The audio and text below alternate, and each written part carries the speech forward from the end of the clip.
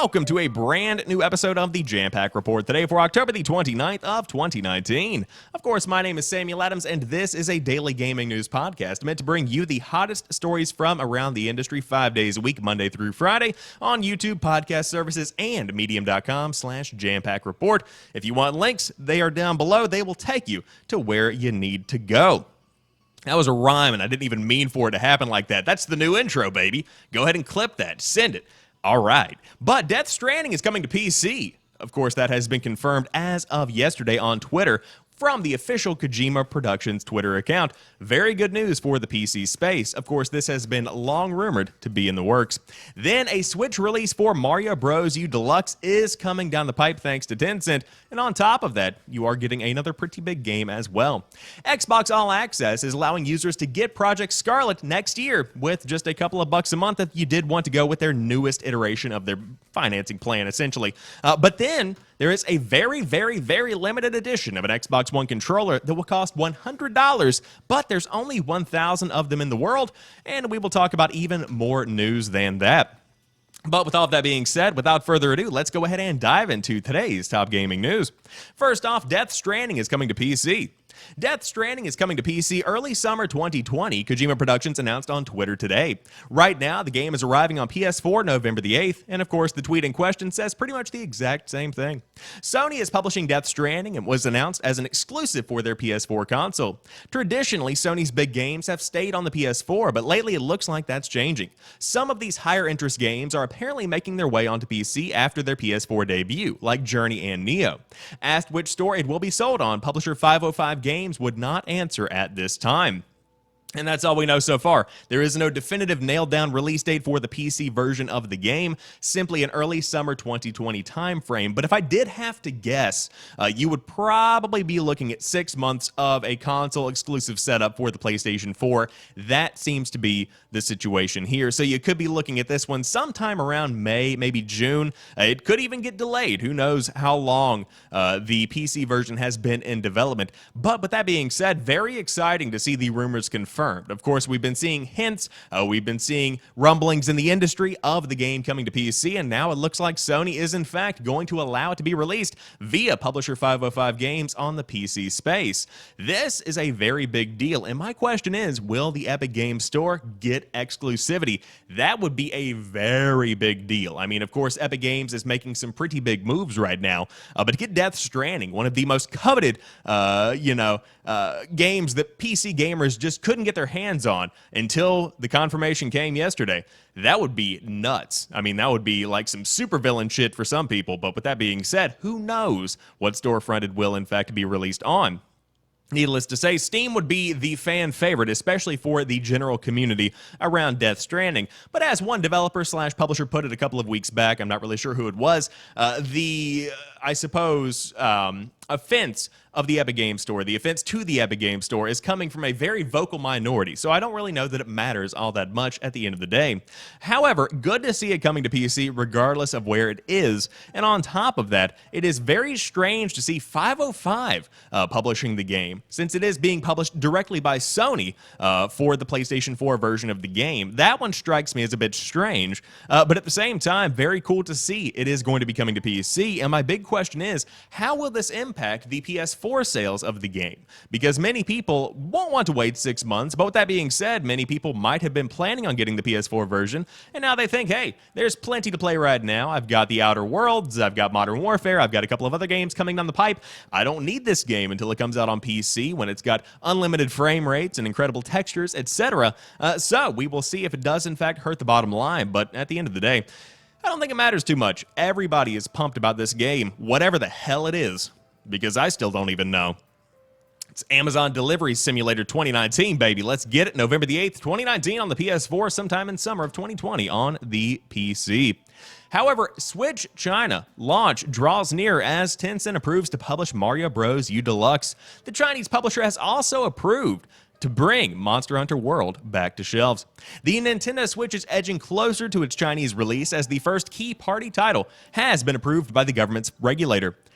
Let me rephrase that, a key first-party title, rather. Seeking Alpha reports, the State Administration of Press, Publication, Radio, Film, and Television has granted Tencent the rights to publish new Super Mario Bros. U Deluxe for Switch in China. This was backed up by Twitter user @ChineseNintendo, which shares news from the region. The account confirms the government has approved of Mario's release in China and that the company handling it will be Tencent, not Nintendo, or the platform holder's established distributor iQIYI. The leading Chinese publisher previously won approval on a test version back in April when it first established a relationship with Nintendo that will see the latter's best-selling console officially released in mainland China. There is no concrete data set for this launch as of yet. The last major news from both firms was in August and detailed how Tencent will be localizing Nintendo's games for the local market. With a Mario title now approved, that's one less barrier preventing the two firms from launching the console. The Nintendo titles heading to China have been caught in the backlog caused by last year's big freeze on new game approvals, a measure the government took while restructuring the regulator responsible for video games and other media. The new approval process was introduced back in April, and the SAPPRFT is working through previous submissions, although they have placed, I suppose would be the correct pronunciation, grammar / phrasing there, a limit on how many games will be granted a license per year. Nico Partners suggested fewer than 5,000 titles for 2019. It's not just Nintendo that has enjoyed good news in the latest batch of approvals. Capcom's Monster Hunter World has also been approved for release more than a year after it was pulled from shelves.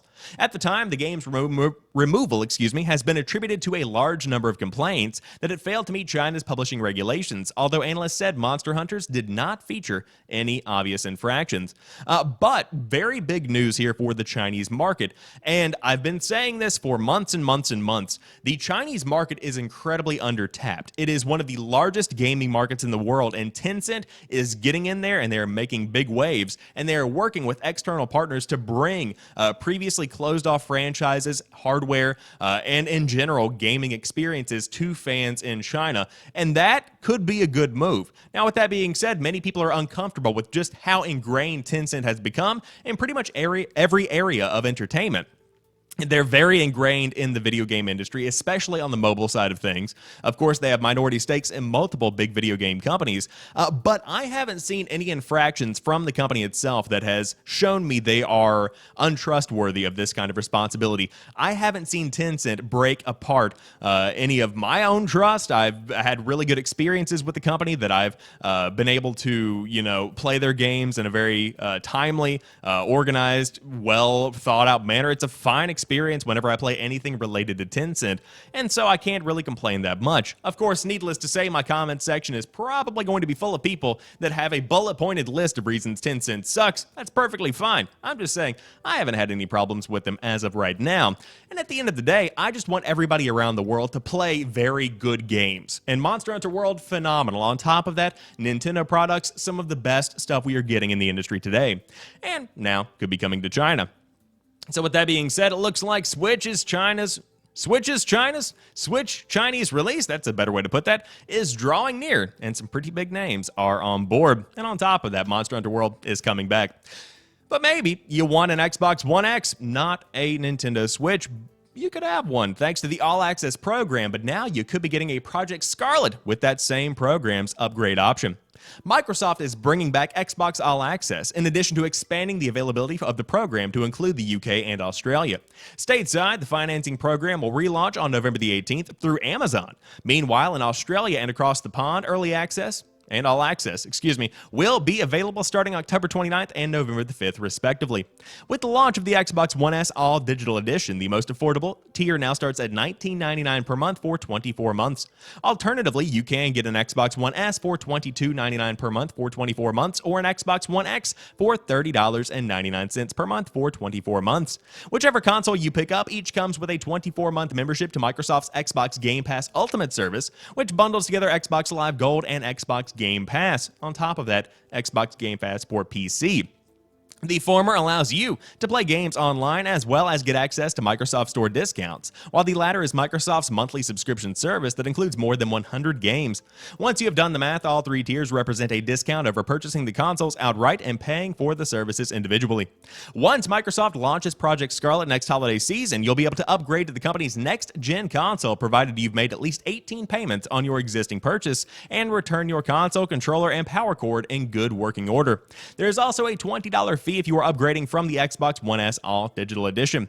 If you end up springing for an Xbox One X, you will be able to upgrade to Project Scarlett after making 12 payments. That's an offer that's available for a limited time and will effectively allow you to get your hands on Scarlett as soon as it's available. The catch here is that you will need to qualify for and sign a new 24-month financing contract for the next-gen system. Microsoft has not said how much financing a Project Scarlett console through Xbox All Access will cost, but inevitably it's going to be much more affordable as compared to what you would be paying outright. And I think that's a pretty good move. Now, I'm thinking about this from the perspective of somebody who does not make a lot of money, but does want to get in on the newest generation of games. If you do go with the all-access route in the current generation, you have a very good chance of getting some of the biggest generational games, some of the biggest Xbox games on top of that for a very good price. I mean, if you have the $19.99 a month Xbox One S All Digital Edition, you have Xbox Game Pass, which has tons and tons of constantly rotating games and some of the biggest games in the industry. For instance, this week, The Outer Worlds launched, and it was a very big release across the board, charted number 4 on the UK charts for week 1, and on top of that, it was available via Xbox Game Pass. So if you do want to dive in, you've got the option to play some of the biggest games, and all of that for $20 a month. That's an incredibly good deal. Also worth mentioning, Xbox Game Pass Ultimate outright is $15 a month to begin with, so essentially you are paying $5 a month for an Xbox One S All Digital Edition.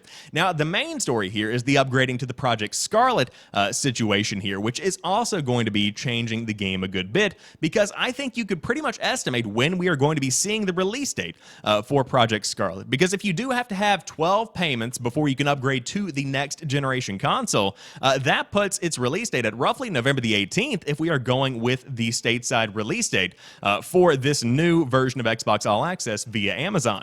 And that could be a pretty big revealing that is not supposed to be revealed. Again, I'm reading into this probably a bit more than your average everyday reporter would, but very exciting to see nonetheless that we are going to be getting some kind of big update to the Xbox All Access system, because it does make Xbox much more accessible in the long run for a ton of people. But with that being said, right now you can dive in if you did want to get the Xbox All Access setup starting on October the 29th in the UK, Australia November the 5th, and right here in the States on November the 18th. But you could also pick up a limited edition Xbox One controller, in fact, the most limited edition controller. There's only 1,000 of them to be had, and I must admit, it looks pretty cool. As Microsoft prepares for a global celebration of everything Xbox, XO19 event scheduled to take place in London next month, it's including a limited edition treat for those who like to combine fashion and gaming. This special edition gamepad sports an aqua brush camouflage print made by DPM Studio, which is a division of the London streetwear brand Maharishi. Never heard of it. You know why? Because I'm not fashionable. Just saying. Usually their exclusive drops come in the form of sneakers or jackets, but the DPM XO19 exclusive controller gets the nod for a 1,000 units and then they're gone run, on sale for $100 US. The design is said to include references to iconic local landmarks and celebrate the rich culture of the UK.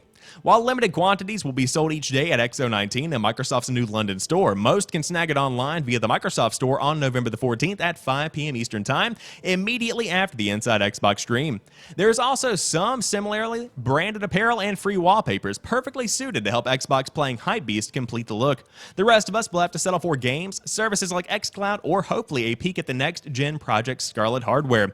And so, we have the exclusive controller reveal, and I must admit, very pretty device. Without a doubt. I love the fact that they have all these unique controllers, and make no mistake, Sony has done plenty of this kind of thing for this generation.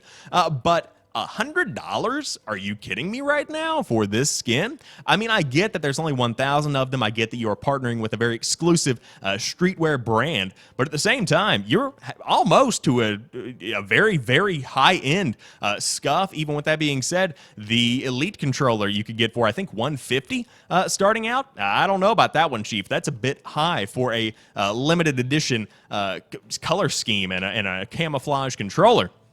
That's a bit much in my opinion. But with that being said, if you want something that has a good chunk of camo on it, then by all means you could in fact get this beautiful looking controller.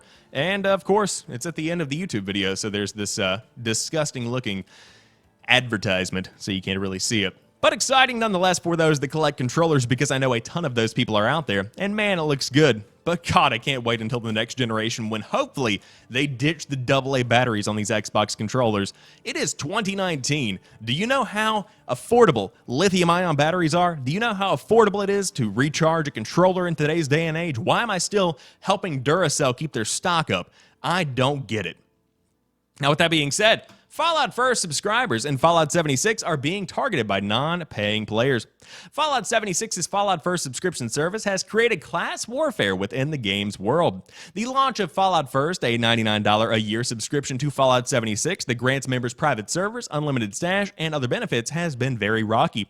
The trouble started when players began reporting losing items stored in the advertised unlimited stash and being in supposedly private worlds that others had seemingly visited before.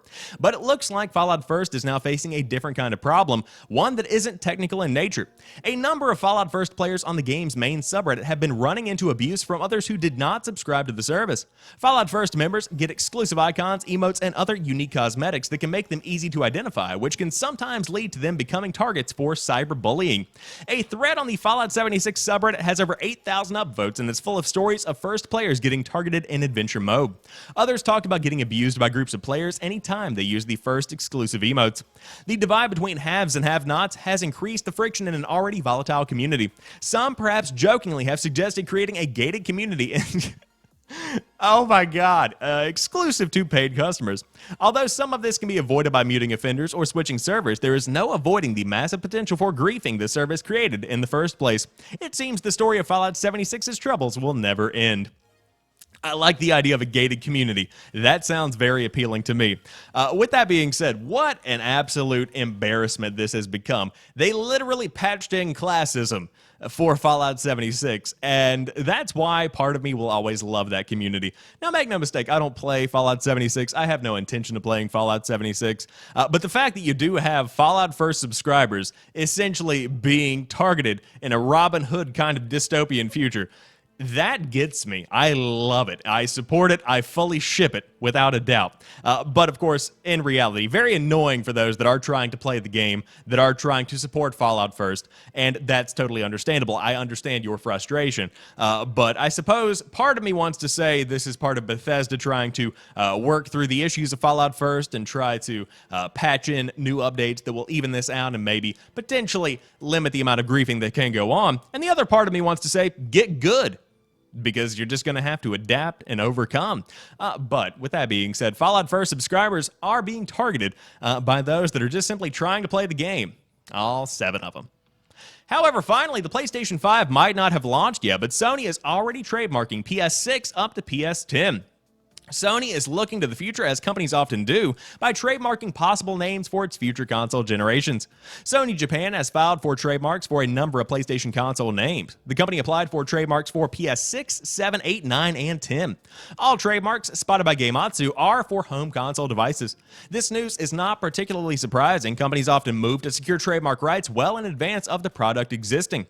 This does not mean Sony will continue to use the same brand name and just add a number for its future generations, only that it wants to ensure it has the rights to do so whenever it needs them. As Gematsu notes, PS4 and 5 brand names were both trademarked in 2006, well before those consoles had existed. For now, we can patiently wait for the arrival of PS5 next holiday season. And so this article was one that did a very good job of not speculating here, because who knows what the next PlayStation is going to be called. I mean, look at Xbox. No one knows what they're doing over there. You've got the Xbox 360, you've got the Xbox One.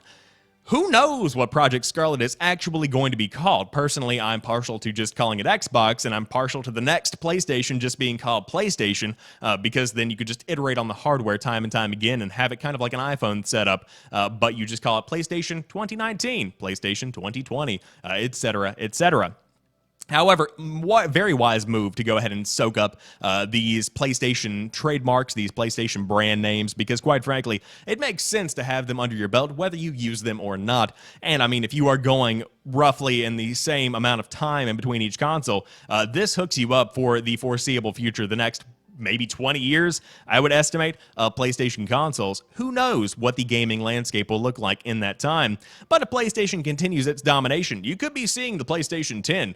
I would hope they come up with some kind of new name between now and then. But the power of branding is very much so a powerful entity, and so it would not be shocking to see them stick with it. But with that being said, that rounds out today's episode of the Jampack Report. If you enjoyed this one, drop me a like down below if you are watching on YouTube. If you are listening on a podcast service, hit that subscribe button. I would appreciate it very much. But with that being said, I will see you guys tomorrow for a brand new show. Until then, have a good one, and peace.